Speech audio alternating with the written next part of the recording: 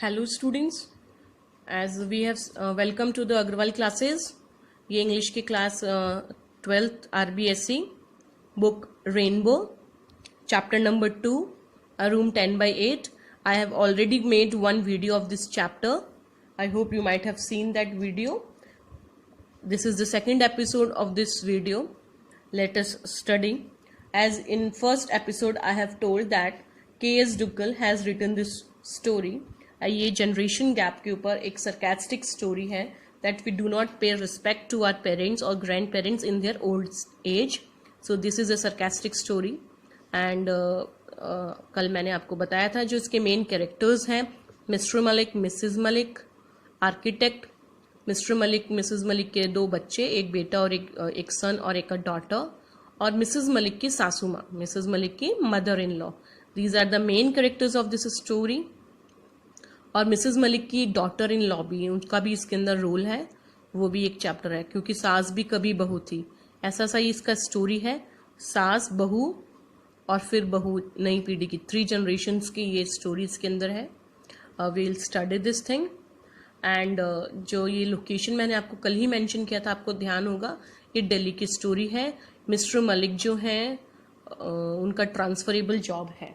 So Mrs Malik is a typical housewife and she was very keen to build her own dream house in the posh colony of Delhi, and Mr. Malik was having a transferable job. So Mr. Malik had decided to stay in Delhi only after their house to be constructed because she was very sick of transferable jobs posting. वो बहुत परेशान हो चुकी थी. ये सब कल मैंने आपको बताया था. और कल मैंने ये भी बताया था कि वो इंसिस्ट कर रही थी, अब दिल्ली में जो उनका घर जमीन ली है उसके ऊपर वो घर बनवाना चाह रहे हैं, और वो इंसिस्ट कर रही है कि जो किचन के पास में जो रूम बनना है, जो स्टोर रूम बनना है, उसको थोड़ा साइज जो है उसका 10/8 बना दिया जाए. तो उसके बारे में हम डिस्कशन कर रहे थे. कल हमने यहाँ तक पढ़ा है. आई होप आप लोगों ने देखा होगा. Now let us continue it from here.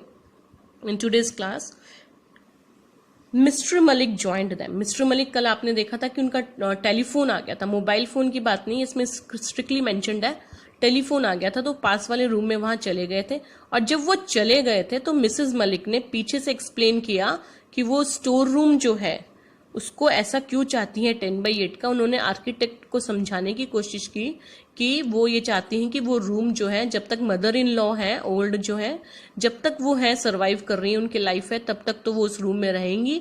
And when she will pass away they could convert that room in a store room. और जब उनका देहांत हो जाएगा तो उस रूम को वो स्टोर रूम में कन्वर्ट कर लेंगी.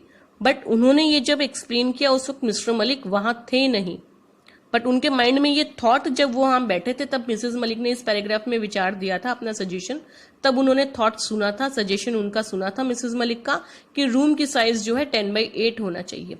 तो जब मिस्टर मलिक ने वापस फोन रख करके वापस आए, उनको ज्वाइन किया, तो it seems like while talking on the phone telephone he had also given thought to the suggestion.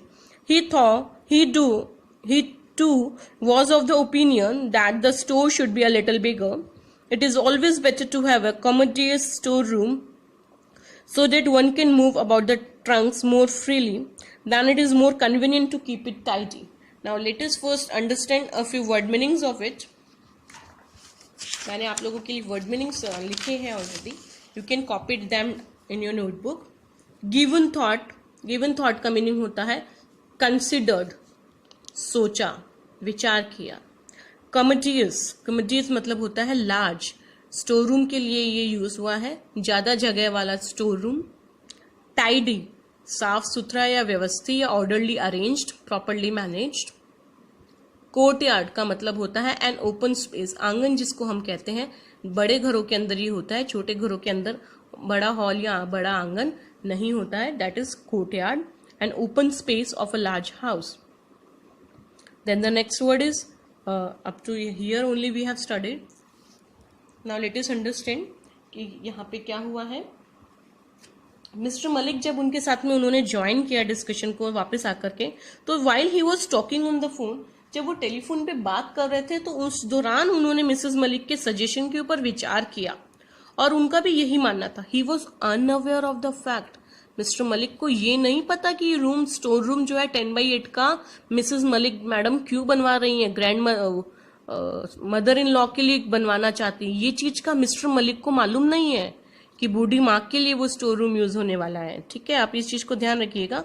पर उनका अपना विचार था, he was of the opinion, he too was of the opinion, उनका खुद का ही ओपिनियन था कि ठीक है, अगर स्टोर रूम थोड़ा सा बड़ा होता है तो बेटर होता है, थोड़ा सा बड़ा स्टोर रूम ही बेटर होता है, क्योंकि जो स्पेसियस स्टोर रूम होगा, थोड़ा सा ज्यादा जगह वाला स्टोर रूम अगर होगा तो उसके अंदर जो बड़े बड़े ट्रंक होते हैं सामान रखने के, that can be moved freely, उनको हम आराम से मूवमेंट करवा सकते हैं और अच्छे से रखा जा सकता है, और उसको व्यवस्थित और ऑर्डर में रखना भी इजी हो जाता है।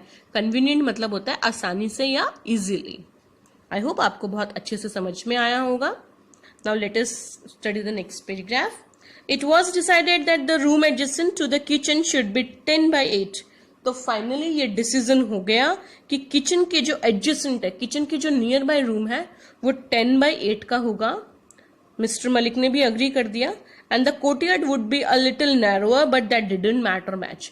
और जो आंगन होगा वो थोड़ा सा नैरो हो जाएगा, सकड़ा हो जाएगा, but that would not matter so much, उसका बहुत ज्यादा फर्क नहीं पड़ेगा। तो फाइनली ये निश्चय कर लिया गया था कि रसोई घर के जो साथ वाला कमरा है वो 10/8 का ही होगा, 10/8 का ही होगा। आंगन थोड़ा सा नैरो हो जाएगा, बट इस बात से कोई ज्यादा फर्क नहीं पड़ने वाला था। तो फाइनली ये डिसाइड हो गया है कि स्टोर रूम का साइज जो है वो 10/8 होने वाला है। All the rest had already been provided for and the plan was submitted for approval to the corporation. तो बाकी सब चीजों का जब फाइनल डिसीजन हो गया, नक्शे को, प्लान जो है, नक्शा जो है वो बन चुका है। अब कॉर्पोरेशन से हमें अप्रूवल लेना पड़ता है, निगम से हमें अप्रूवल लेना पड़ता है कंस्ट्रक्शन साइट के लिए, उसके लिए भेज दिया गया, और वो अप्रूवल भी शायद उनको मिल जाता है। ये चीज इसके अंदर मेंशन नहीं है, पर मिल जाएगा तभी तो वो लोग कंस्ट्रक्शन करेंगे। Now Mrs Malik took an untiring interest in the construction of the house. She would be seen standing at the site with her umbrella throughout the day. She supervised every detail. At times, she would give a hand to the masons and others. She was the first to arrive at the construction site and left after everyone had gone away. I hope आप लोग मेरे साथ साथ अपनी book में read कर रहे होंगे, बुक में आप देख रहे होंगे। She ensured that there was no wastage of material and the labor did not idle about. Before long the house was completed. Mrs. Malik insisted that she would have new furniture made for the house. She would not let the old furniture enter the new house, not a piece of it. Now first of all have a few word meanings of this thing. Untiring, last page के ऊपर word आया है untiring. Untiring means tireless, बिना थके। Site का मतलब होता है कंस्ट्रक्शन प्लेस, जहां पे कंस्ट्रक्शन होना है, जहां पे निर्माण होना है, निर्माण स्थल। एट टाइम्स मतलब कई बार, many times, some time. A hand means help करना। इस चैप्टर के अकॉर्डिंग मैं ये वर्ड मीनिंग्स आप लोगों को बता रही हूँ। In reference to this chapter all these words have been written with their meaning. मदद, अ हैंड मीन्स होता है मदद। Masons, MASONS. Masons means one who lay bricks and stones for building construction. मिस्त्री, कारीगर या मजदूर जो लोग बिल्डिंग को बनाने का, निर्माण का काम करते हैं, पत्थर और ईंटें वगैरह जो चिनते हैं, उनको हम कहते हैं मेजन्स। मिस्त्री या कारीगर या मजदूर, आपको जो भी समझ में आए आप उस तरीके से इस चीज को समझ सकते हैं। Then the next word is insisted. Insisted means किसी बात को जोर देके कहना। आस्क्ड फॉर फोर्सफुली, हट या जिद करना। आई होप आप लोगों ने वर्ड मीनिंग्स लिख लिए होंगे। Now let us understand this chapter.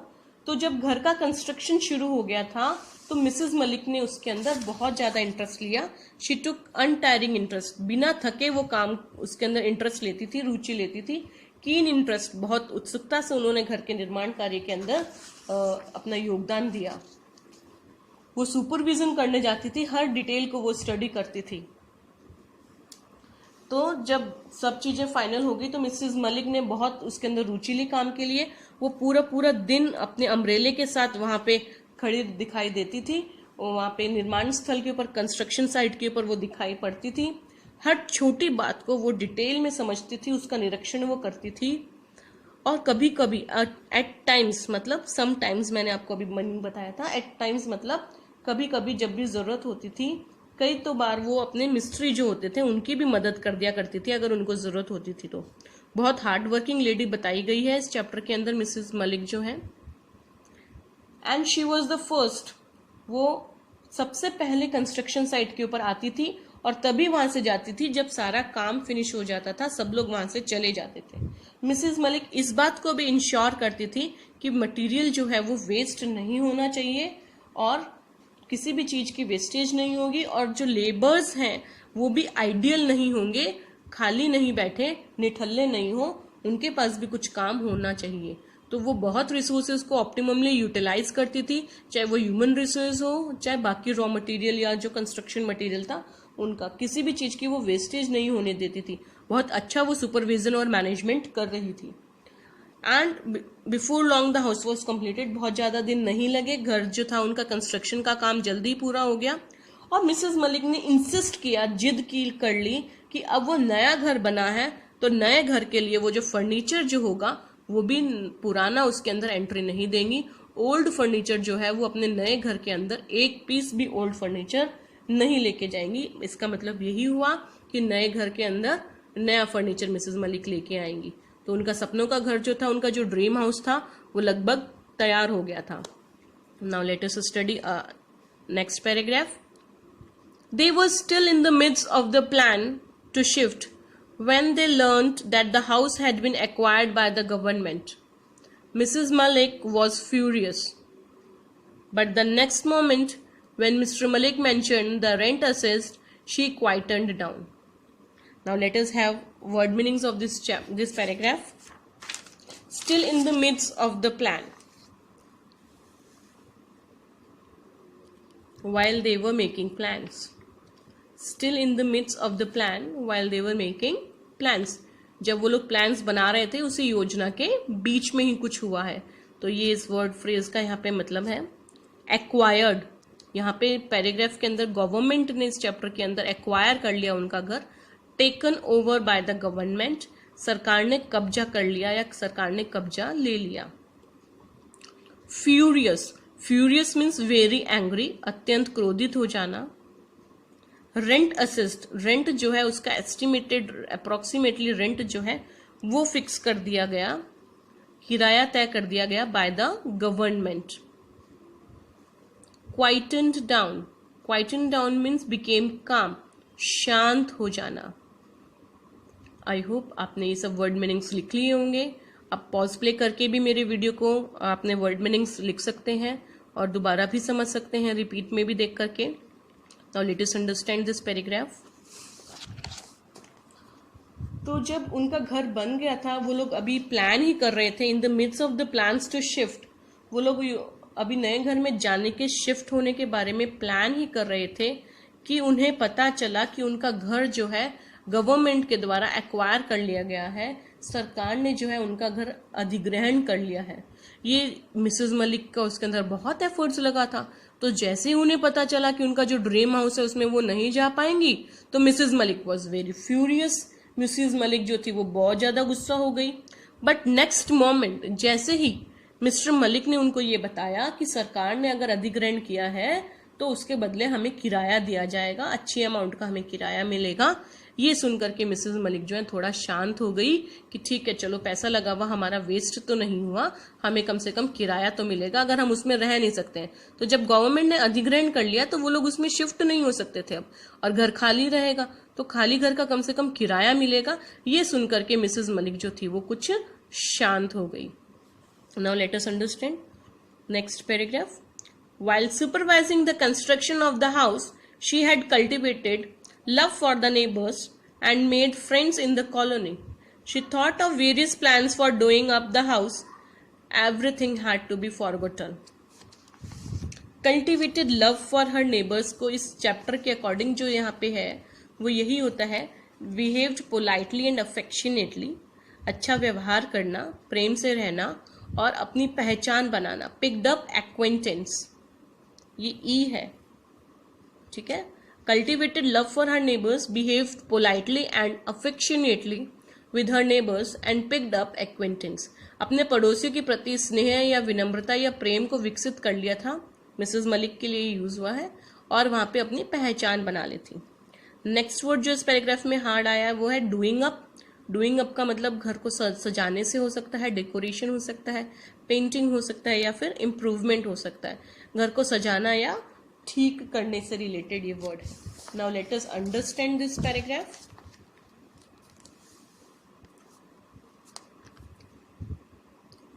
तो while supervising the construction of house, जब वो घर का कंस्ट्रक्शन करने के लिए जाती थी, अब तो घर उनका बन चुका है, थोड़ा सा ये फ्लैशबैक का बता रहे हैं कि जब वो घर का कंस्ट्रक्शन जब हो रहा था तो उसका सुपरविजन करने जाती थी कि किस तरीके से काम हो रहा है, सही हो रहा है कि नहीं हो रहा है, लेबर्स काम किस तरीके से करवाना है उनसे डिजाइन के according.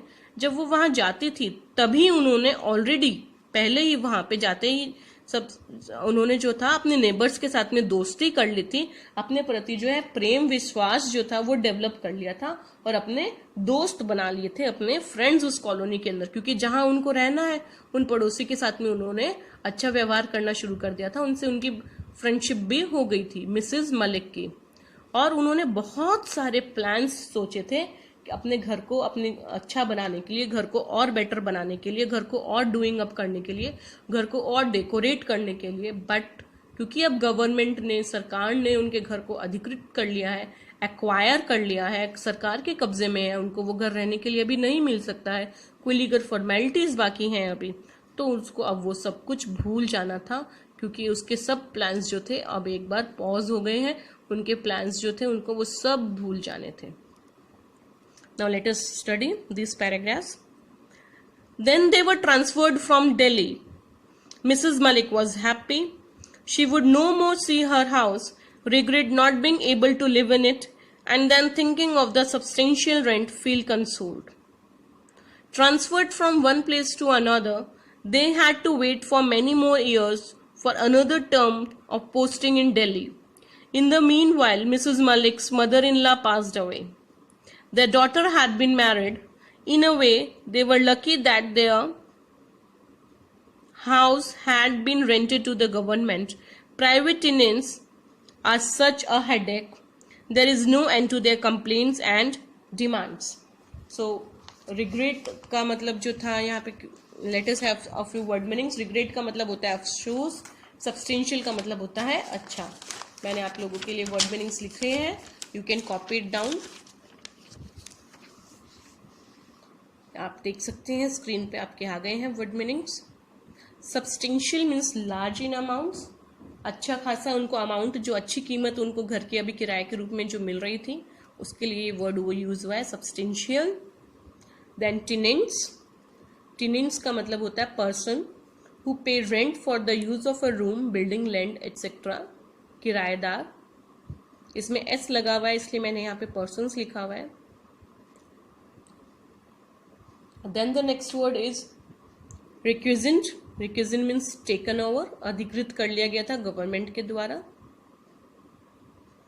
Credited, credited means amount credit हो जाना, बैंक में पैसा जमा हो जाना, जमा कर दिया जाता था। Released, released means vacated, खाली कर देना या मुक्त कर देना। When his end came, ये नेक्स्ट पैराग्राफ लास्ट यहाँ तक का मैंने इसमें वर्ड मीनिंग्स ले लिए हैं। When his end came, when his final day came, जब उनका अंतिम दिन आ गया। आई होप आप लोगों ने ये वर्ड मीनिंग्स लिख लिए होंगे। वर्ड मीनिंग्स अगर आपको पहले से मालूम होते हैं then it would become easy to understand the paragraph. Now let us study. तो जब when they were transferred from Delhi, अब क्योंकि अभी तक तो वो दिल्ली में ही थे, दिल्ली से अब उनका ट्रांसफर हो गया था। Now they were transferred from Delhi, अब उनका दिल्ली से ट्रांसफर्ड हो गया था। तो मिसेस मलिक जो थी वो खुश थी, क्योंकि जहाँ पे उन्होंने अपना घर बनाया था वो उसको अब अगर उसके सामने उनको बार बार महसूस होता था, उनको याद आती थी। अब क्योंकि उनकी जगह ही चेंज हो गई तो कम से कम उनको वो घर याद नहीं आएगा बार बार। अब वह अपने घर को जो बार बार नए घर में जो नहीं जा पाई थी, उस चीज को वो रिग्रेट नहीं कर पाएंगी, उस चीज का वो अफसोस नहीं कर पाएंगी, क्योंकि जब वो नई जगह चली जाएंगी तो नई जगह के बारे में सोचने लग जाएंगी। और दूसरी बात ये भी थी कि अब अपने घर को नहीं देखेंगी। और दूसरी बात, उनको नहीं रहने का अफसोस इसलिए भी नहीं था क्योंकि गवर्नमेंट ने जो था उनको सब्सटेंशियल रेंट दे दिया था। उस वजह से भी वो थोड़ी सी अपने आप में सांत्वना या तसल्ली महसूस करती थी कि गवर्नमेंट ने जो उनको रेंट दिया था वो अच्छी अमाउंट थी, कोई छोटी मोटी अमाउंट नहीं थी, लार्ज अमाउंट उनको मिलना था। बट एक स्थान से दूसरे स्थान पे जब उनका ट्रांसफर हो जाता था, और तो एक स्थान से दूसरे स्थान पे वो ट्रांसफर होते रहते थे, और उनको अब वो वेट कर रहे थे कब उनको दिल्ली में भी दोबारा क्या उनको आने को मिलेगा। तो उसके लिए उन्होंने दिल्ली के लिए वापस जब उनका ट्रांसफर होगा उसके लिए उनको काफी इंतजार अभी करना था। इसी दौरान जो था, इन द मीन वाइल, इसी बीच में जो श्रीमती मलिक है, मिसेस मलिक की जो मदर इन लॉ थी वो उनके साथ ही थी, उनका निधन हो गया था, शी पास्ड अवे, उनकी डेथ हो गई है। बच्चे भी बड़े हो गए हैं, the daughter had been married, और जो उनकी बेटी थी उनकी तो उन्होंने शादी भी कर दी है। In the way they were lucky that their house had been rented to the government, और वो मन ही मन ऐसा विचार भी करती थी कि एक प्रकार से ये अच्छा ही हुआ, वो लोग भाग्यशाली थे, लकी थे कि उनका घर जो है वो गवर्नमेंट ने उनको एक तरीके से किराए पे ले लिया था, क्योंकि उसका किराया गवर्नमेंट क्रेडिट कर रही थी। तो गवर्नमेंट जो है वो उनको किराए पे एक तरीके से ले लिया था मकान को, तो उनको ज्यादा चिकचिक नहीं होती थी किराएदारों की। उनका मानना था कि जो प्राइवेट किराएदार टेनेंट्स जो होते हैं वो अपने आप में एक हेडेक होते हैं, उनके साथ माथापच्ची हो सकती है, उनके साथ चिकचिक हो सकती है, तो एक हेडेक रहता है। उनकी शिकायतें बहुत होती है कि आपके मकान के अंदर ये प्रॉब्लम है, ये प्रॉब्लम है, डिमांड्स बहुत ज़्यादा होती हैं। तो इन सब से उनको मुक्ति मिली हुई थी, उनको ऐसा कुछ भी नहीं था, गवर्नमेंट जो थी उनको अपना पेमेंट दे देती थी, क्योंकि एक्वायर्ड बाय द गवर्नमेंट था, लीगल फॉर्मेलिटीज में वो कहीं ना कहीं अधिकृत हो गया था घर। Now let us read this para, मैं यहाँ से लेके यहाँ तक ये पूरा ही रीड कर देती हूँ। And then they are more often than not irregular in the payment of rent. Mr. Malik's house having been requisitioned by the government, the rent was credited to their bank account every month regularly. Only their son remained to be married now. Mr. Malik thought that they would rather be done with it before he retired. Their son had been married. Mr. Malik had retired from service, but their house had not yet been released by the government. Mr. and Mrs. Malik lived with their son and daughter-in-law in a rented house. Mr. Malik was still fighting with the government for the release of the house when his end came. He passed away without being able to live in his house even for a day. यहाँ तक के मैं word meanings आपको पहले ही बता चुकी हूँ जो हार्ड थे। आप एक बार फिर से एक बार देखना चाहें तो मैं स्क्रीन के ऊपर लगा देती हूँ, आप देख लीजिए। क्रेडिटेड का रिक्विजिट मतलब टेकन ओवर, अधिग्रहण कर लिया गया था गवर्नमेंट के द्वारा। क्रेडिटेड मीन्स डिपॉजिटेड, जमा कर दिया जाता था। रिलीज मीन्स वेकेटेड, मुक्त कर दिया गया। व्हेन हिज एंड केम, जब उनका अंतिम दिन आया। When his final day came. Now let us understand this paragraph. अब क्योंकि अब जो प्राइवेट टेनेंट्स जो थे वो हेडेक होते थे, ये मान के वो लोग अपने मन में तसल्ली कर रहे थे, और they are more often than not irregular in the payment of rent. और वो लोग जो प्राइवेट टेनेंट्स होते हैं वो लोग रेगुलर नहीं होते हैं, किराया देने में भी अनियमितता, थोड़ी इरेगुलरिटी होती है, आगे पीछे देते हैं, 5 दिन 7 दिन, ऐसा इरेगुलर सा रहता है, क्योंकि एक आम आदमी का बजट जो है फ्लक्चुएटेड रहता है।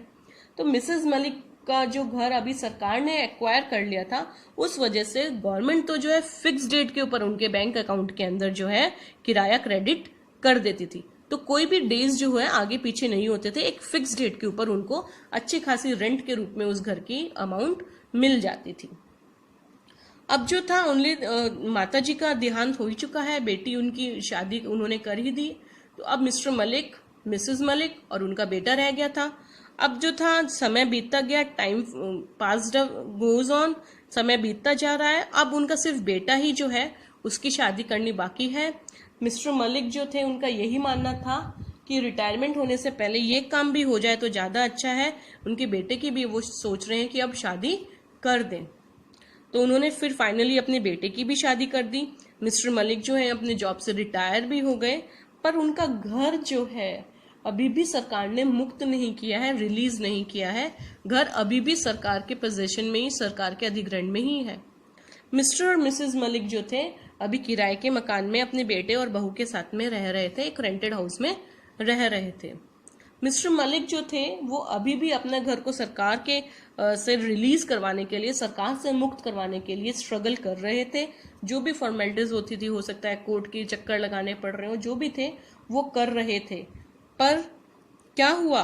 His and came. अरे उनका तो अंत आ गया। मिस्टर मलिक जो है उनका देहांत हो गया। वो स्ट्रगल करते करते ही मिस्टर मलिक जो है वो चले गए। He passed away without being able to live in his house. ओहो, मिस्टर मलिक जो थे अपने नए घर के अंदर एक दिन भी रहे बिना ही पास्ड अवे, भगवान को प्यारे हो गए, वो चले गए और उनको घर उनका अभी नहीं मिला, क्योंकि फॉर्मेलिटीज जो है कानूनी कार्रवाइयों में टाइम लग जाता है। Now within 3 months the house was derequisitioned. अब था कि ये फाइनल हुआ कि मिस्टर मलिक जो है उनकी डेथ भी हो गई है, और फिर ऐसा दिन भी आया कि अब आज की तारीख से 3 महीने बाद जो घर है उनको हटा लिया जाएगा अधिग्रहण। सरकार जो है उसको रिलीज कर देगी और मिस्टर मलिक का घर उनको वापस मिल जाएगा। आई होप आपको यहाँ तक का जो है एक समझ में आया होगा। स्टोरी फॉर्म में जो चैप्टर मैंने आपको बताया बहुत इजी लैंग्वेज में मैंने आपको बताया है। I hope you will like and subscribe my videos. आपके कोई भी डाउट्स हो तो आप कमेंट बॉक्स में ज़रूर लिखें, और please like and share and subscribe my channel. Thank you.